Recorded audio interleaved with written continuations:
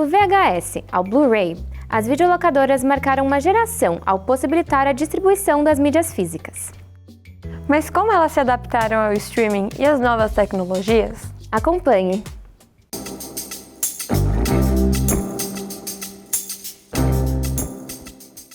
Estou no mercado há 40 anos e comecei em 85, quando era o início das locadoras no Brasil, onde o pessoal alguns traziam filmes de fora, então o sonho de consumo estava crescendo, que era ter um aparelho, um cinema em casa, que era um aparelho de VHS, e era caro, o pessoal comprava através de consórcio, encomendava, e assim foi crescendo o mercado. As videolocadoras foram fundamentais para a área de cinema, porque elas popularizaram o cinema, elas pulverizaram o cinema em praticamente todas as cidades possíveis do mundo, e não só cidades como bairros também, né?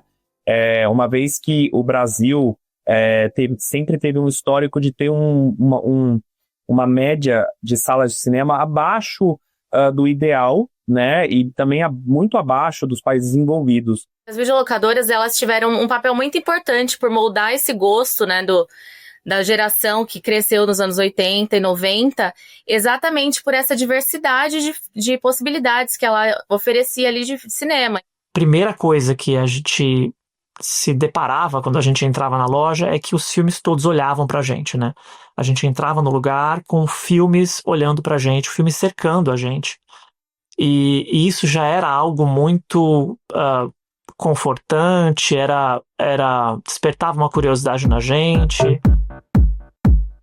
Eu lembro de ir para videolocadora com 8 anos e já ser uma coisa muito transformadora para mim, porque eu não tinha acesso para ir ao cinema sozinho. Olha, o projeto Cinemagia, ele surgiu de uma necessidade muito pessoal mesmo, minha, de entender o que aconteceu com o mercado de home video brasileiro, né? Passando pelas videolocadoras, entrando nos cinemas, nos filmes das mídias físicas, mas falando especificamente desse primeiro filme, era principalmente por conta das videolocadoras, porque eu era um rato de videolocadora. Eu vivia em videolocadora todos os dias da minha infância e adolescência. E aí, com o passar dos anos, com a mudança da tecnologia, eu fui entendendo que esses espaços estavam morrendo, né? Estavam acabando num sentido de sumiço mesmo, né? De desaparecimento da cidade.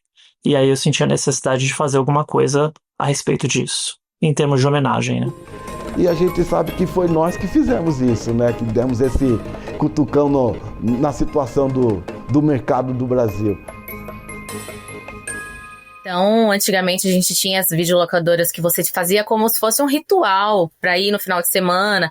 Às vezes escolhia o filme pela capa ou pela sinopse curta que tinha ali, ou um ator conhecido que já era aclamado pela crítica nas revistas e tudo mais. Então você ia pelo básico ali, né? E às vezes, tendo um relacionamento com o atendente da videolocadora, você podia ainda conseguir mais informações ali, se ele já tivesse assistido.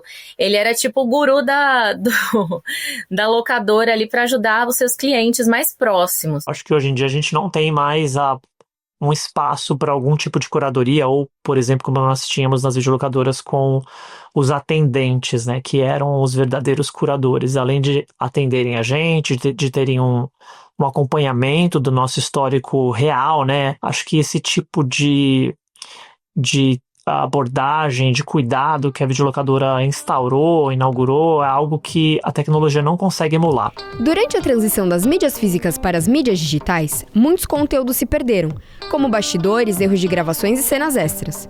Atualmente, as denominadas Lost Mídias não se encontram disponíveis em nenhum streaming ou site, e seus últimos resquícios estão justamente em VHS, DVDs e outras mídias físicas.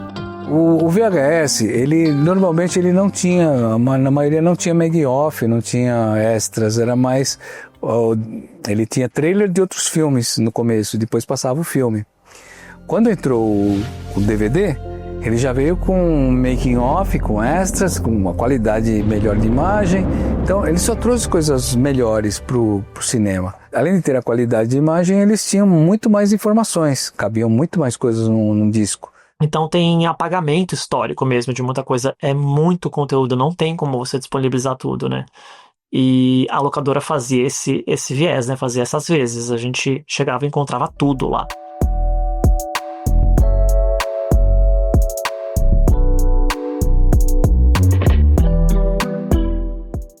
O streaming, ele pulverizou ainda mais a produção, democratizou ainda mais, porque agora você não precisa nem sair de casa para ter acesso aos filmes. Por outro lado, o consumo também ficou muito apressado.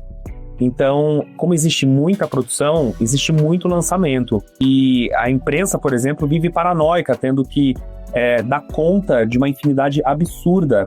Tem muito conteúdo sendo feito hoje e é uma avalanche. Então tem conteúdo em cima de conteúdo, em cima de conteúdo. Então, pra gente querer achar algo específico, assim, de algo que a gente goste, a gente precisa ir atrás mesmo.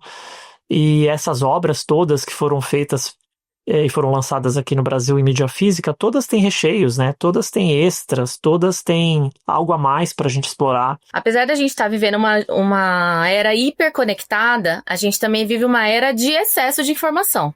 Então, ao mesmo tempo que eu tenho um mundo na minha frente, eu fico meio assim, pra onde que eu vou, né?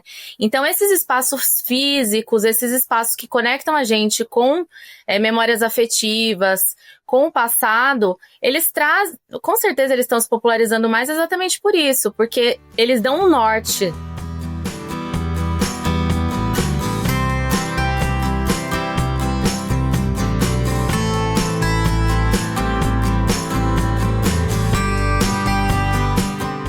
Porque as videolocadoras despertam tanta nostalgia na gente, mesmo para as pessoas mais jovens, né? Então não é apenas uma questão empírica de ter vivido a experiência, é também de saber que algo bom foi embora e que muita gente não viveu, né? E aí agora elas ficaram, né, curiosas para viver isso e elas sentem falta de algo que elas nunca viveram.